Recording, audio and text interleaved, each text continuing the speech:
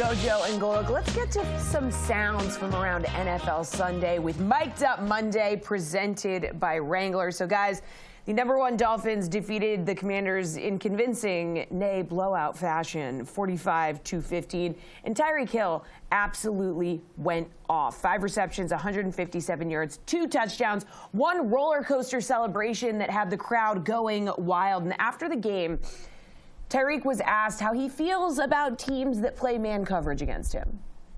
At some point, it's like, man, I don't know, man. I just appreciate it, you know.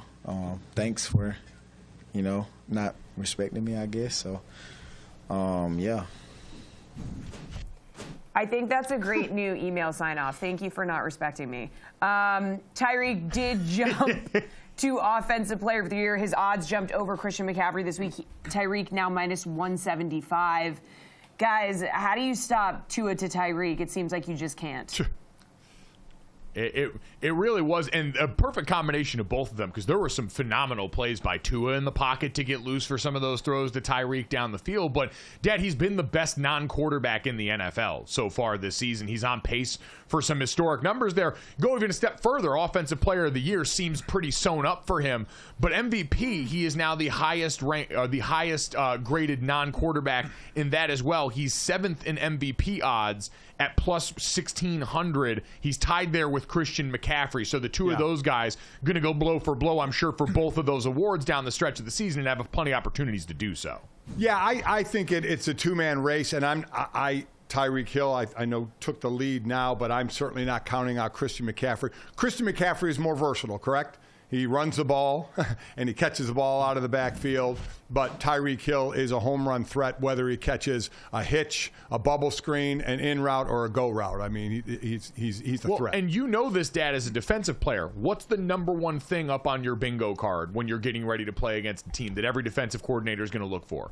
Where's the speed at? Outside receiver can affect the team in a way that few other positions can outside a quarterback on the field. So I do think that factors into this somewhat. But, Dad, it went even a step further. How about Wes Welker, who's obviously a coach for the Miami Dolphins and his wide receiver coach, and former New England Patriot, a teammate with Randy Moss on that 2007 Patriots offense that lit everyone on fire. Wes Welker fixed his lips to say this. He said, quote, "Randy Moss is probably the best deep ball receiver ever in the game. But Tyreek can run the whole route tree. He can run choice routes. He can run lookies. He can take the top off, his ball skills, coming in and out of breaks. Name a route that you don't like Tyreek on. I can't think of one." Dad, him basically saying he thinks Tyreek Hill is a better overall receiver than Randy Moss is wild. And you know why this is happening, right? The short kings are sticking together. Wes Welker's looking at this. This is bias against the talls. He can't go out there and support the talls. Tyreek is like him. He looks over there, and while, the skill sets are a little bit different, Wes Welker more of that true white slot that started to dominate the NFL for so long in the early and mid-2000s, he's looking at this and saying, hey, the short guys got to stick together on this. We can't let them have everything. That's well, the old Napoleon complex, right? To me, I'd love them both on my team, but you're giving me one. I'm still taking Randy Moss. I mean, Randy Moss is just an ungodly athlete for his size and what he was able to do. But take nothing away from Tyreek. So basically, he's a hair under 1,500 yards. I think he's at 1,481. So let's round it up. Let's give him 19 yards. 1,500, 5 games to go. Quick math, Mike, come on. How much do you need a game to get to 2,000? Oh, dude, I'm already worried about the next topic we got to get to. Dad, I'm worried about trying to transition us to the next sound. My brain can't do math like that right now. 100 yards a game. That's your king. He needs to average 100 yards a game in the last 5 games to get to 2,000. Let's move on. Okay. Why do you try and make me do your kink every time? You like mental math. You do the mental math. Jesse, what do we got next? Yeah, okay. Well, here's a number. That's a great transition. Houston ended Denver's 5-game winning streak. Numbers. Unfortunately, Tank Dell done for the season after breaking his leg. That sucks. But Nico Collins stepped up, 9 receptions, 191 yards, and a touchdown. Texans' last 8 games have been decided by 7 points or less, you guys. Another number. They are 5-3 in those games. So here's Demeco Ryan's after the game about pulling out another close one. When you are in these games, and this is the NFL every week, think that's why they have that red zone channel. It comes down to that last moment every single week. Every game seems like it's within a score, right? So it's how you operate in that moment, right? And not blinking, not panicking. It's like everybody being under control, calm in the moment, and just executing. And that's what our team is continuing to show each and every week. Guys, you talk about intangibles. The Texans seem to have that it factor, right? Where they just get it done. Their head coach is a fan of the witching hour. Of course they've got the it factor. He's a man of class and great taste here. And, Dad, while it was terrible news about Tank Dell, who's been awesome this season, broken fibula, going to miss the rest of the year, the Texans can take solace in the fact that some of their other young guys did great. Will Anderson Jr., 2 sacks in this game, a tip pass on one of Derek Stingley Jr.'s 2 interceptions in this game. And with the Browns and the Steelers both sputtering ahead of them, Dad, we've been saying it for a while, but this Texans team, another team that looks like a playoff outfit. Look, they play the Jets. Then they still play the Titans twice. They do play the Browns, which has started 4 quarterbacks this year because of Joe Flacco yesterday. And then they finish up with the Colts. The Colts right now are in the 6th slot at 7-5. Cleveland 7-5. So they play both those teams, and Houston is 7-5. So they have it right in their hands to control their destiny. Good for them.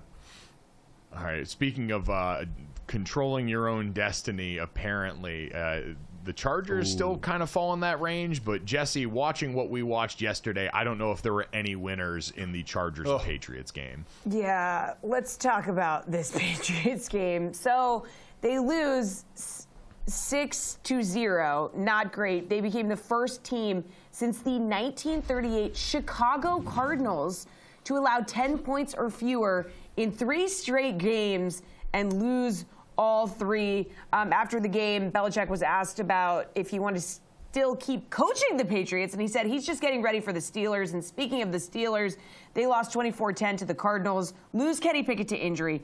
Mitch Trubisky came on in relief, and Mike Tomlin was really disappointed in the effort after the game. You know, that was a horrible day at the office. We didn't do much right in that game, to be quite honest with you. And so we got to own that, obviously, starting first and foremost with me. Just losing football.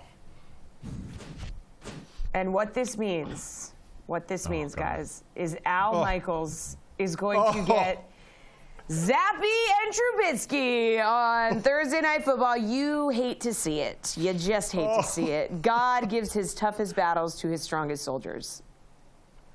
God gives his toughest battles to Al Michaels, Dad. What did he do to deserve this? I mean, could you even believe this matchup now going forward, which I guess, you know, many thought, you know, maybe these two teams are going to be in it or thinking more. I have no idea. But this is what happens late in the season is you get in this situation, and it is ugly. That Steeler loss stunned me. James Conner, coming back, though, used to, you know, former Steeler, had a big game for the Cardinals. And as I've always said, whether it's amicable or not, when you play your former team, there is extra juice in that game. And Conner was carrying the ball with some extra juice in that one. The Patriots and Chargers, there's nothing worse than a horrid game except a horrid game when you're wet and it's cold. So then that multiplies. Because, Mike, as you know, as players, there's something when it's cold. But when you're wet and cold, that adds to it. It's just horrific. I mean, that was just horrific all the way around. Think about between both of those games. You were wet and cold in New England in that game with the Chargers, which stinks, especially for the Chargers. You're used to living in Los Angeles. Yeah. You were in San Diego before that. Your life is great. And then the Steelers and Cardinals, multiple weather delays as some of the craziest looking skies were rolling over. I don't know, after Acrisure Stadium is what they call it now. Yeah, I don't know. Looked miserable there. And, Dad, as someone who lived life during the 2.5-hour lightning delay with Notre Dame in South Florida back in 2011, going back in and having to pop off the pads a second time, couldn't imagine that. It was bad enough once when you eat all the snacks in the locker room that were supposed to be there for halftime before you even get through the second quarter time-wise. I can't imagine having to do that twice. Throws everything off. Without question, throws everything off, including sometimes your game when you go back on the field.